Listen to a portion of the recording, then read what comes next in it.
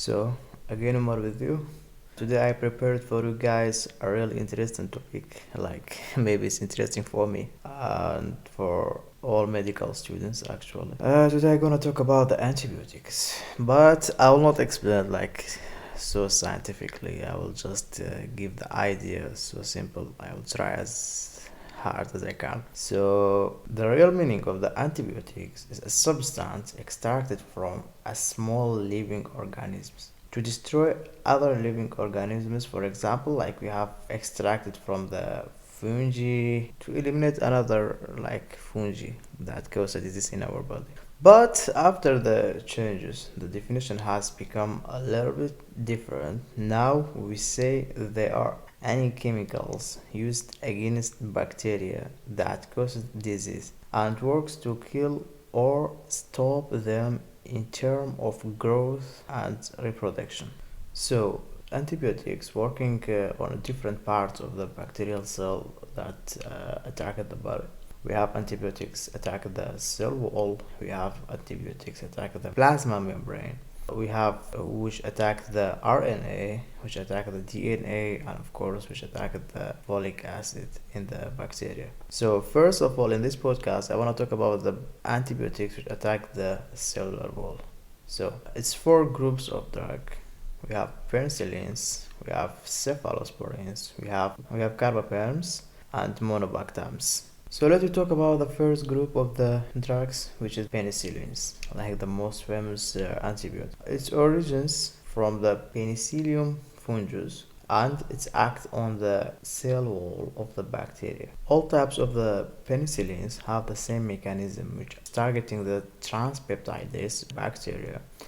So it will lead to cut creation of the peptide bonds, so the bacterial wall will be weaker, so water will enter in the cell, which leads to get the cell swells and rupture. We can divide the penicillins for two groups. First of all, the natural penicillins or penicillin V and penicillin G. There is a little bit difference between them, like for example penicillin V is weaker than penicillin G, and penicillin V you can use it orally and some of them injection, but the penicillin G is just injection. So there is two great features for the natural penicillin, which I like to say. They are very active when it's used for the same bacteria, or you can say they are very active when it's used for the exact bacteria that work with. Also, it's very safe for the majority of the people, like for pregnant, childs, for old, and the side effects is so little. As I said, the side effect is so little and weird. For example, one of them like is short acting, like it will work just between 4 and 6 hours, and it's a broad spectrum. Second is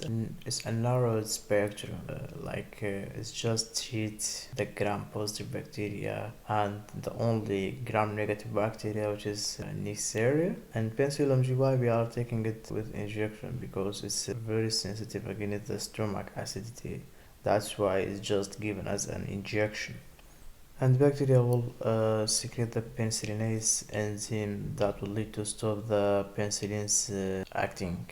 But the scientists, because of the less time of the activity, which is 4 to 6 hours for the penicillin G, so they add some compounds from the penicillin G like procaine or benzathine. So the name's changed, of course. It become procaine penicillin G, which work 12 to 24 hours on the body, and benzathine penicillin G, which work 1 to 4 weeks. So when you add one of those compounds to the penicillin G, it will work on depositing the penicillin G. So it becomes suspension of granules, and because of the granules that will have it, it will be just used only injections. I would like to give a summary of the natural penicillins. Like for I divide for four drugs. First drug penicillin G is just given with injection. 4 to 6 hours will be active in the body. The course of use, it's like you can use for meningitis, respiratory infections, diphtheria, rheumatic fever. Second drug we have penicillin G. It's orally given. 4 to 6 hours will be active in the body. We can use for tonsillitis. We can use for prevention of the rheumatic fever. And so we have the third drug. We have the procaine penicillin G. It's 12 to 24 hours working in the body. We can use against syphilis, gonorrhea, endocarditis, and rabies disease. The fourth drug, benzocaine penicillin G, which it will work, as I said, from 1 to 4 weeks in the body. It will be active. Like also you can use with syphilis, upper and lower respiratory infection, prevention of rheumatic fever. So that was the summary of the natural penicillin. So let me talk about the broad spectrum of penicillins. This group of penicillins is considered as a semi-industrial penicillins. Why? Because of the addition of the amine group to it, so which called now aminopenicillins. This group is very active against the gram-positive bacteria again, and some of the gram-negative bacteria according to the condition that will cause. For example, we have some bacteria gram-negative like E. coli, which will cause the urinary tract infection, Salmonella, which will cause typhoid, Shigella, which will cause dysentery, H. pylori, which will cause ulcer, and of course the influenza bacteria, which will cause the upper and lower respiratory infection. This group is considered as the best groups for treating the bacteria, the Listeria bacteria, which is a gram-positive bacteria and will cause diarrhea, which the symptoms of it will be same as influenza bacteria, like in the high temperature, like in the muscle pains and vomiting. We have two drugs of this broad spectrum penicillins, which is ampicillin and amoxicillin, which I will explain each of them. The amoxicillin, we can use it 3 times daily. Its absorption not affected by the food, like you can eat food after it, before it will not be affected. The absorption of it, we can use it as a part of the triple therapy of the ulcer, and it has less prone to diarrhea. The commercial name of it is amoxil. It's very famous in the Middle Eastern countries, which I used to live there. The second drug, we have ampicillin. The ampicillin you can use 4 times daily, and it's affected by the food, unfortunately, not like the amoxicillin. It will stay more in the stomach, and if it found any bacteria in the intestines also, it can destroy it. And it's best drug for Listeria bacteria, and the commercial name is ampicillin or penbitin. And of course, we have the third drug, which is a mix between amoxicillin and clavulanic acid, which called CO-amoxiclav, and the commercial name is augmentin. I want to talk about the penicillinase resistance to the penicillin, which is another group. This group is considered as a semi-synthetic penicillin. As a semi-synthetic penicillin is designed to resist the beta-lactamase enzyme secreted by the bacteria against the penicillin. The spectrum is just narrow on the staph bacteria, and in this case, it's not given alone, but with broader spectrum drugs such as ampicillin. So a combination drug was made from ampicillin plus cloxacillin, and the result, of course, we have ampiclox. The drugs of this group, we have cloxacillin, which is known by cloxacillin, also commercial name. We have decloxacillin. The commercial name, it has two, which is Dicyl or Dinapan. We have fluxacillin, which is known by fluxopen. We have cloxacillin plus ampicillin, which, as I said, it make ampiclox. All of those drugs above, it's used just orally. And we have also another drug, which is methicillin. It's used just injection, not orally. This one is injection. Methicillin, never forget. In general, this group used to eliminate microbes resulting from the staph bacteria that consist of beta-lactamase enzyme, which can cause infection of the skin and membrane of heart and blood. So that was all for that group. I want to talk about another group, anti-pseudomonal penicillins. It considers as a semi-synthetic penicillins, and it's a broad spectrum group, and destroyed the gram-negative bacteria more than the gram-positive. Also famous with destroying the most stubborn gram-negative bacteria, pseudomonads, which cause acute inflammation in the urinary tract, and in this case it will given piperacillin. So I want to also say some examples of those drugs which contain in this group. We have azlocillin, we have meslocillin, piperacillin, carbamazepine, and ticaracillin. The side effect of this group, they can use a minor allergic reactions like a little bit itching or rash, but also it can cause a strong allergic reaction or like anaphylactic shock. So adrenaline is given immediately if we saw any anaphylactic shock symptoms. The penicillin drugs, it will may cause pain during the muscular injection, so it's preferred to use anesthesia before the injection. Take care. So during the creation of the penicillins and using on pupils, the scientists noticed that the bacteria will produce an enzyme called beta-lactamase, so it will stop the work of the penicillin. So they have created a strategy. So they add some suicidal compounds to the penicillin, which is similar shape and look like penicillin. So when you enter the drug to the body, the beta-lactamase will be busy with that suicidal compound. So the penicillin can work. So it will be more effective and better to use. So the new compound is that the scientists created. For example, we have amoxicillin plus clavulanic acid. As I said, it will make amoxiclav. So the clavulanic acid here is a suicidal compound. We have ampicillin. They add to it sulbactam. The piperacillin, they add to it tazobactam. So it will increase activity hours, like the amoxiclav will work 8 hours, ampicillin plus sulbactam will work 6 hours, piperacillin plus tazobactam will work 4 to 6 hours, which is what we want. All penicillins have the same mechanism, which is attacking the cellular wall. This thing, students, never forget it, please. So a small summary of the penicillins I want to give, like we have just 4 groups of penicillins.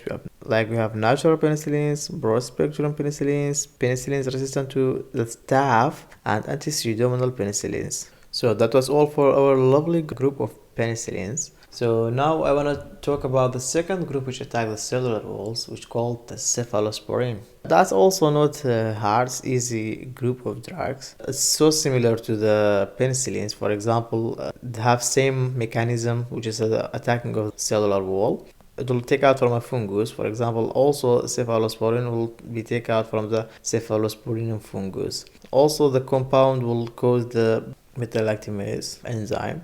Both of them maybe will lead to an anaphylactic shock. They have similar spectrums, and both of them are safe for pregnant. And both of them also are broken by beta-lactamase enzyme, which is created by the bacteria. Just take these notes from the cephalosporins group just for entering the topic. We have 2 types of the cephalosporins. We have the natural cephalosporin and we have the semi-synthetic cephalosporin. How you will divide them, how you will differentiate between them is so easy. If you find the prefix CEPH, ceph, in front of the drug, so this drug is considered as a natural drug. And if you find the prefix CEF, so this one is the semi-synthetic cephalosporin. So easy. Also, it includes only one industrial drug or synthetic drug, which is moxalactan. Okay, the only drug. So memorize it, easy. This group is not active against just 5 types of bacteria, which doctors summarized the name of drugs. They brought first letter of each bacteria, and this group of 5 bacteria, they give it a name which called Malec, MALEC. The first bacteria which cephalosporin is not active against is Mars. It will not eliminate it except 5th generation of the drug.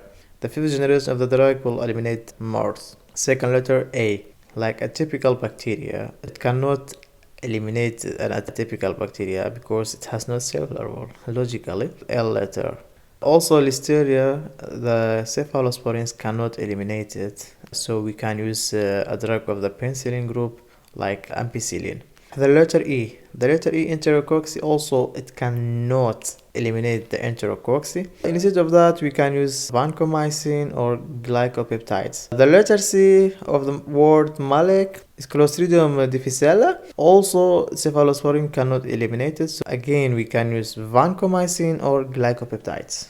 The drugs of the cephalosporins is divided to 5 generations, classified to 5 generations. According to the type of bacteria, it will work. For example, for the gram-positive one, first generation is very active. Also the fourth and fifth. But second and third are not that much active. For the gram-negative bacteria, third, fourth, fifth group are very active. Second group also active, and the first group is not that much have activity. For the anaerobic bacteria, second group and fourth and fifth group are very active, except the first group are little bit active, it has not that activity, and third generation is also active. For the Mars bacteria and post BBB, first, second, third generation are not active against them, except the fourth and fifth. Some notes about the generations. Fourth and fifth generation are the best, but we will not use it if we don't have an extreme case. So we will use it just in necessary cases and extreme cases and when it's needed. Another note about the cephalosporin drug, like we can use it when someone has allergy with the penicillin. When someone has allergy with penicillin drugs, so we can use the first generation drugs or microlides, which I will explain them also later. So now let me talk about the first generation drug of the cephalosporins. We have cephalexin, it will given orally. We have cephradine, it orally also given. Cephradoxil also orally.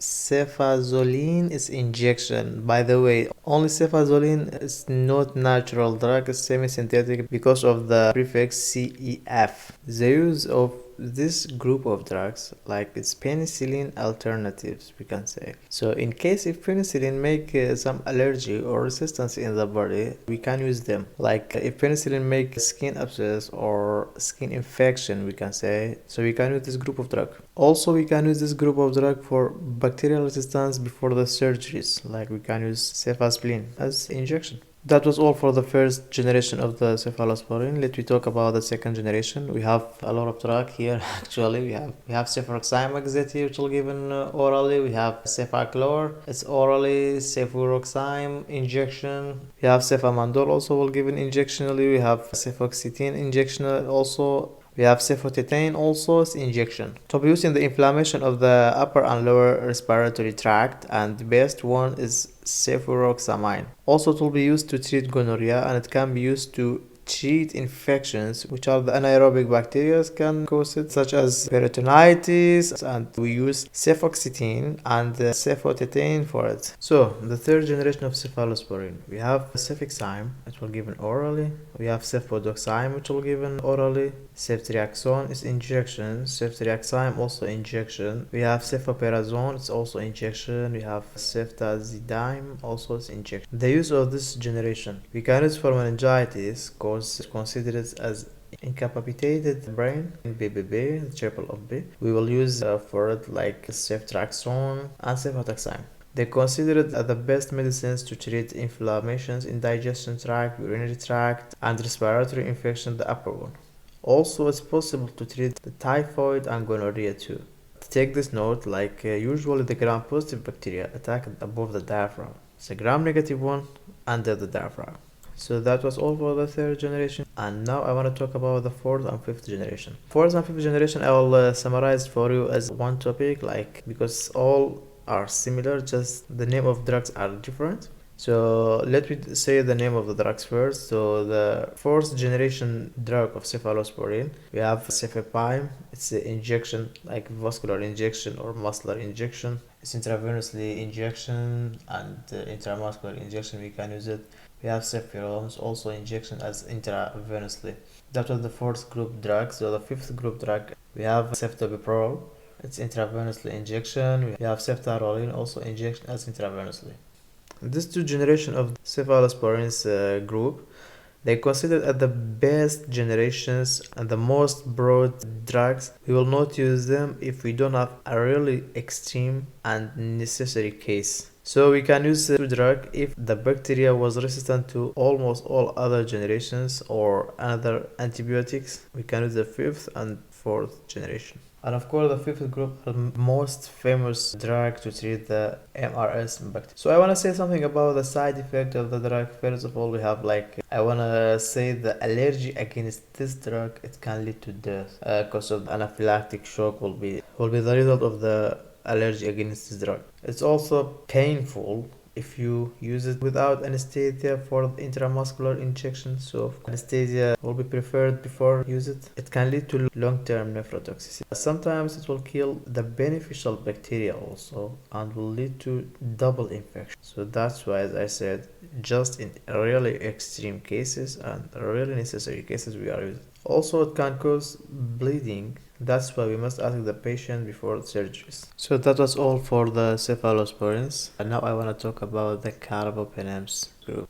Carbapenems is a synthetic compounds contain the group of beta-lactamase, and carbon has been added to the beta-lactamase. It's one of the most broad spectrum drug which can destroy the gram-negative and gram-positive bacteria and also the anaerobic bacteria. We will use it just when it's so necessary, and it's class B for the pregnant woman. It can be used for a major types of bacteria because it's a broad spectrum drug, but we will use it just when it's necessary, as I said, to don't let the bacteria make resistance against it in future. It has been added celestine to imipenem to decrease the toxicity in the kidney. So imipenem plus xylocystine is a drug of this group. The commercial name is pirmaxine. It's intravenously injection 3 times daily. We will give it to the patient. Meropenem, another drug of this group. The commercial name is Meronem, also intravenously injection 3 times daily. We will give it. We have doripenem. Its commercial name is very weird. It's called Finibax, also intravenously injection daily 3 times. Another drug we have ertapenem. The commercial name is Invan,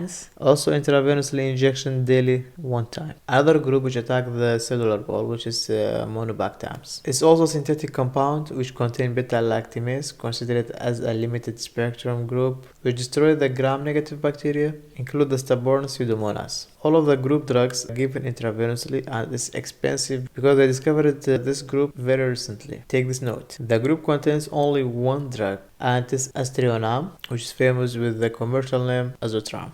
That was all groups of the antibiotics that attack the cellular wall, but I would like to talk about some drugs they are not belonging to any of the previous groups, but they are also attacking the cellular wall, and we are using them. So let me first talk about the first 2 drugs which are not belonging to this group and they are attacking the cellular wall. I'll talk about them together because they are somehow same, very similar actually. We have vancomycin and second one teicoplanin. They are used for the most stubborn gram-positive bacteria, and just in the necessary case are given. They will cause the auditory and nephrotoxicity. If you inject them fast, they will lead to make allergy and redness in the body, so slowly we will inject them. They are given as intravenously injection. It will not be absorbed by the digestion system. Both of them are very expensive. So the way to use vancomycin. We will use vancomycin intravenously for the MARS and enterococci bacteria, and we will use it orally, Clostridium difficile, but the teicoplanin will be just given intramuscularly or intravenously injection. It has no oral drug. The third drug I want to talk about is fosfomycin. It's a broad spectrum, but it works in an acidic environment in the body. It will be used for urinary tract infection, one dose for simple and medium cases, and preferred to be used for the necessary cases also. Again, it's a class B for the pregnant, so it was not safe as the penicillins, and that's it. The fourth drug I want to talk about is bacitarcin, which is a narrow spectrum and will work on the gram-positive bacteria. It's used on surface of the skin locally. It's used with other drugs to increase the activity of the drug. It also will make a nephrotoxicity. The fifth drug here with us is cycloserine. It's narrow spectrum, less activity. To work on mycobacterine, it will be given orally. So I want to summarize for you all the groups and drugs which we took today in 1-2 minutes. So what we took today, we took the drugs that affect the cellular wall of the bacteria, the antibiotics that affect the cellular wall of the bacteria. How much group we have? We have 4 groups. We have penicillins, cephalosporins, carbapenems, monobactams, and the 5 drugs that I talk about it. First note, we have all of those groups have the same mechanism, which are attacking the cellular wall of the bacteria and making it swallow and destroy it or eliminate it. Second note, the best group against the gram-positive bacteria are penicillins, cephalosporins, first generation, and macrolides in simple and medium cases. The third note we have today is the safest drugs for pregnant women are groups of penicillins, cephalosporins again, and macrolides. The fourth and last note today, and we will end the antibiotics. The best drug for anaerobic bacteria is metronidazole. Never forget it. And thanks a lot for watching and listening to the podcast for today. Omar was with you. Have a nice time. If you want to like this video, if you don't want, just don't like it. Watch it and get the benefit. And that's it. Bye.